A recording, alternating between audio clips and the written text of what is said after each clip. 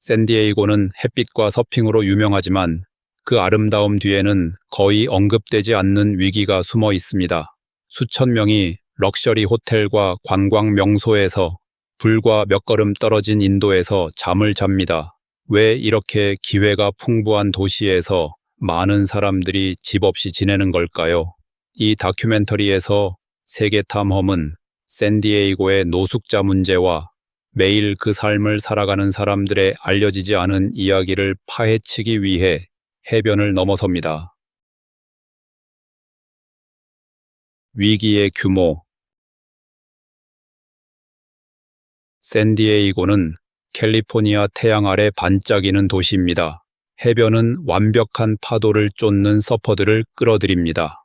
세계적으로 유명한 동물원은 가족들을 매혹시킵니다. 그리고 스카이라인은 기회의 약속으로 빛납니다. 이곳은 꿈이 이루어지는 곳, 서핑이 멈추지 않고 날씨가 영원한 포옹처럼 느껴지는 곳이어야 합니다. 하지만 이 빛나는 외관 아래 점점 더 무시하기 어려운 위기가 있습니다. 2025년 초 기준 샌디에이고 카운티에는 7,800명 이상의 노숙자가 있으며 이 숫자는 단 1년 만에 거의 4% 증가했습니다. 더 놀라운 것은 그중 60%가 다리 밑 콘크리트나 임시 캠프에서 자연에 노출된 채 잠을 잔다는 사실입니다. 시월드에서 돌고래와 셀카를 찍는 관광객들, 바로 근처에서 이런 장면을 상상해 보세요. 현지인들이 섬이라 부르는 곳은 전혀 다른 현실로 붐빕니다. 고속도로 교차로 아래에 자리 잡은 텐트와 방수포는 연약한 마을을 형성합니다. 끊임없는 교통 소음 아래 떨리며 지나가는 차마다 땅이 진동합니다. 대화는 소음에 묻히고 휴양지로 향하는 차량의 그림자 속에서 삶이 펼쳐집니다. 이 사람들은 누구일까요? 그들은 헤드라인이 암시하는 중독자나 떠돌이 같은 고정관념만은 아닙니다. 그들은 조부모님들로 일부는 60대나 70대에 처음 노숙을 경험합니다. 의료비로 저축이 바닥난 할머니가 방수포 아래 잠을 자며 안정된 집에 대한 기억이 밤마다 희미해지는 모습을 상상해 보세요. 그들은 국가를 위해 명예롭게 복무했지만 시스템이 그들의 이름을 잊어버린 베테랑들입니다. 그리고 단 한 번의 예상치 못한 지출, 병원 방문, 실직, 차 고장, 이 그들을 궁핍에서 거리로 내몰 수 있는 붕괴 직전의 가족들입니다. 화려함 속의 일상현실. 인구 통계는 복잡하고 고통스러운 그림을 그립니다. 샌디에이고 노숙자 인구의 58%는 백인, 34%는 히스패닉 또는 라티노, 22%는 흑인 또는 아프리카계 미국인입니다. 이 숫자는 단순한 데이터가 아닙니다. 인종, 경제, 불운이 교차하며 도시만큼이나 다양한 위기를 만드는 불평등의 스냅샷입니다. 이 위기는 멀리 잊힌 구석에 숨겨져 있지 않습니다. 우리 바로 앞 샌디에이고의 일상에 스며들어 있습니다.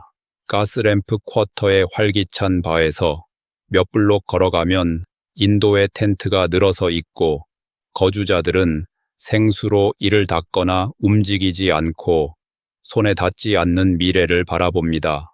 코미콘을 위해 만화 팬들이 줄을 서는 컨벤션 센터를 지나면 화려함 너머 캠프를 볼 수 있습니다.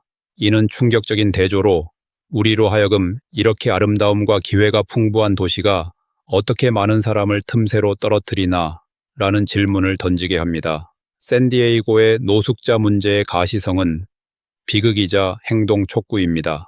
일부 도시처럼 노숙자가 변두리로 밀려나지 않고 여기서는 도시 풍경의 일부입니다. 요트가 떠있는 워터프런트 근처나 조깅자와 피크닉객이 녹지를 즐기는 발보와 공원 가장자리에서 그들을 볼 수 있습니다. 이는 우리가 무시할 수 없는 문제라는 끊임없는 상기입니다. 이는 도시의 정체성 일부로 우리의 관심과 행동을 요구합니다. 질문은 우리가 어떻게 여기까지 왔느냐가 아니라 샌디에이고를 어떤 도시로 만들고 싶은가입니다. 가장 취약한 사람들을 일으키는 곳이 될 것인가? 아니면 삶이 눈앞에서 풀려가는 동안 이미지만 닦는 곳이 될 것인가? 근본 이하에 노숙자가 지속되는 이유. 샌디에이고 거리에 왜 이렇게 많은 사람이 사는지 이해하려면 텐트와 방수포 너머를 파헤쳐야 합니다.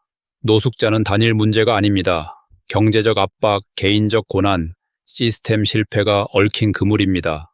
경제부터 시작합시다. 샌디에이고는 미국에서 가장 비싼 도시 중 하나로 2025년 1베드룸 아파트 중간 임대료가 월 $2,800를 넘었습니다.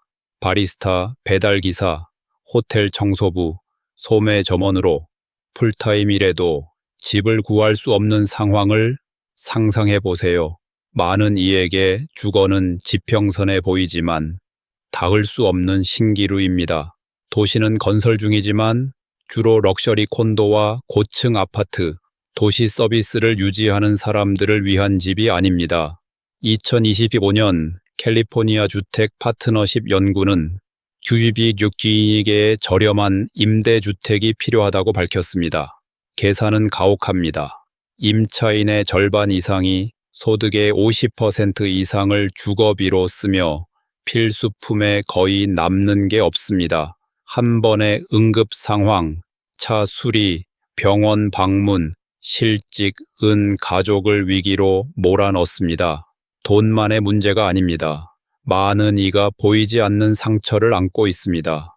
정신질환, 중독, 트라우마, 노숙자의 거의 45%가 심각한 정신건강 문제를, 36%가 약물 사용 문제를 겪습니다. 이는 통계가 아니라 망가진 시스템의 인간적 비용을 담은 이야기입니다. 전쟁의 악몽에 시달리는 베테랑은 머릿속 소음을 잠재우려 약물에 손을 댑니다. 이혼 후 일자리를 잃은 싱글맘이 아이들과 쉼터에서 잠을 잡니다. 노인의 저축이 사라지고 의지할 가족이 없습니다. 이는 드문 예외가 아니라 위기의 심장입니다. 도시의 대응, 진보와 함정. 샌디에이고는 노숙자 위기를 무시하지 않았지만 그 대응은 대담한 움직임, 실수, 조용한 승리의 복잡한 혼합물이었습니다. 2023년 공공 캠핑 금지로 전국 헤드라인을 장식했습니다. 인도와 다리 밑에서 흔히 보이던 텐트와 방수포는 쉼터 침대가 있을 경우 불법이 되었습니다. 이 정책은 공공공간을 회복하고 관광을 촉진하며 사람들을 더 안전한 환경으로 옮기기 위한 것이었습니다. 하지만 현실은 다른 이야기를 했습니다. 침대가 충분하지 않습니다. 2025년 초 기준 노숙자 10명당 밤마다 4개 미만의 쉼터 침대가 있었습니다. 많은 이에게 이 금지는 도움이 아니라 벌금이나 체포로 더 깊은 트라우마와 시스템 불신을 낳으며 변두리로 내몰렸습니다. 비판자들은 빠르게 목소리를 냈습니다. 주택옹호자, 아울리치 워커, 전직시 공무원들은 이 정책을 두더지 잡기 게임이라 불렀습니다. 한 아울리치 워커는 직설적으로 말했습니다. 우리는 노숙을 끝내는 게 아니라 쫓고 있어요. 쉼터는 종종 과밀하거나 자금 부족, 반려동물, 장애, 정신건강 상태가 있는 사람들에게 접근 불가입니다. 일부에게는 거리가 시스템보다 안전하게 느껴집니다. 그럼에도 진정한 진보가 있었습니다. 비영리단체, 교회, 지역연합은 도시가 부족한 부분을 채우며 생명줄을 제공했습니다. 시월드 근처 작은 캐빈 마을은 희망의 등불로 떠올랐습니다. 이는 잠자는 곳뿐 아니라 개인 공간, 잠긴 문, 사례 관리, 정신건강 서비스, 의료 지원을 제공합니다. 2024년 전환 프로그램은 1,800명 이상을 영구 또는 임시주택으로 옮겼습니다. 숫자는 작아 보이지만 아스팔트에서 잠을 잔 사람에게는 두 번째 기회입니다. 진정한 변화의 장벽. 진보에도 불구하고 장벽은 깊이 뿌리내려 있습니다. 가장 큰 것 중 하나는 시스템 자체, 관료주의와 규제로 부담이 큰 자금 부족의 거대한 기계입니다. 주택, 의료, 소득 지원을 위한 정부 프로그램은 끝없는 서류, 긴 대기자 명단, 일관성 없는 서비스를 요구합니다. 기관들이 항상 협력하지 않아 주택, 치료, 의료가 필요한 사람이 아무것도 받지 못하거나 안정성을 만들기에 부족한 조각만 받습니다. 저렴한 주택에 대한 공공투자는 필요의 일부에 불과하며 자금이 지원된 프로젝트도 조닝법, 지역 반대, 토지 부족으로 지연됩니다. 정치적 의지 부족 혹은 더 나쁘게 재산 가치 걱정으로 주민들의 반대는 많은 프로젝트를 불확실 상태에 두었습니다. 한편 응급 쉼터는 수술이 필요한 상처 위에 반창고처럼 등장합니다. 당이 구제는 제공하지만 회복에 필요한 안정성은 없습니다. 일부 쉼터는 반려동물이나 개인 물품을 포기하라고 요구합니다. 다른 곳은 정신건강이 필요한 이들에게 불안하거나 트라우마를 줍니다. 어떤 경우 사람들은 지분과 소유물 중 하나를 선택해야 합니다. 이 조각난 시스템은 도시가 끊임없이 뒤쫓게 만듭니다. 임시 해결책이 나와도 위기는 이를 앞지릅니다.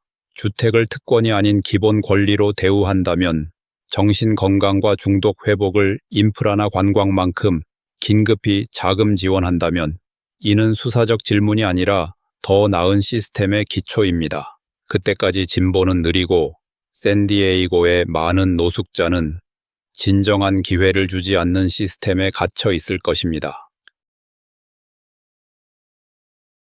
더 나은 미래 건설. 우리는 노숙의 원인을 압니다. 그 파괴적인 영향을 보았습니다. 이제 질문은 우리가 무엇을 할 의지가 있는가? 7,000명 이상의 노숙자가 있는 샌디에이고의 위기는 빠른 해결책이나 보여주기식 정책 이상을 요구합니다. 주택부터 시작하는 대담하고 미래지향적인 변화를 필요로 합니다. 쉼터는 서류 미로를 통과해 얻는 상이 아닙니다. 회복의 기초, 모든 안정성의 출발점입니다.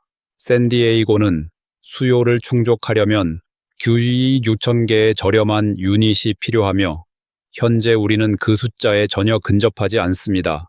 도시는 허가를 간소화하고 럭셔리를 우선시하는 조닝 규칙을 제고하며 가장 필요한 사람들을 위한 주택에 공공토지를 헌신해야 합니다. 하지만 이는 정책에 관한 것만이 아닙니다. 우리가 어떤 도시를 원하는지 재상상하는 것입니다. 해변과 햇빛으로만 알려지고 싶은가?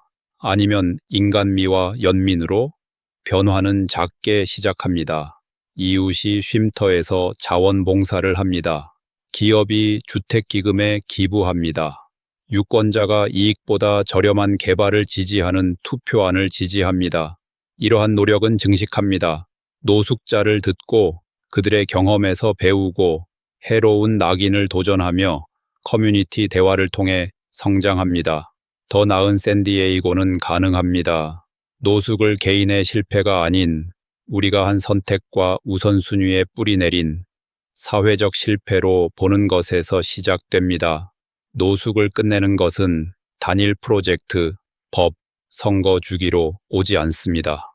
모두를 위해 싸우고 사람들을 뒤에 두지 않으려는 도시 전체의 선택에서 올 것입니다. 존엄이 사치가 아닌 보장이 되는 샌디에이고를 만들 때입니다. 샌디에이고의 이야기는 통계나 정책에 관한 것만이 아닙니다. 사람에 관한 것입니다. 각 텐트, 각 인도 침대는 선택, 시스템, 환경에 의해 형성된 삶을 담고 있습니다. 이 여정이 당신의 눈을 열거나 무언가를 불러일으켰다면 잠시 시간을 내어 생각을 공유하거나 댓글을 남기거나 이야기를 전해주세요. 때로는 변화가 다르게 보는 것에서 시작됩니다. 이 대화에 함께 해주셔서 감사합니다.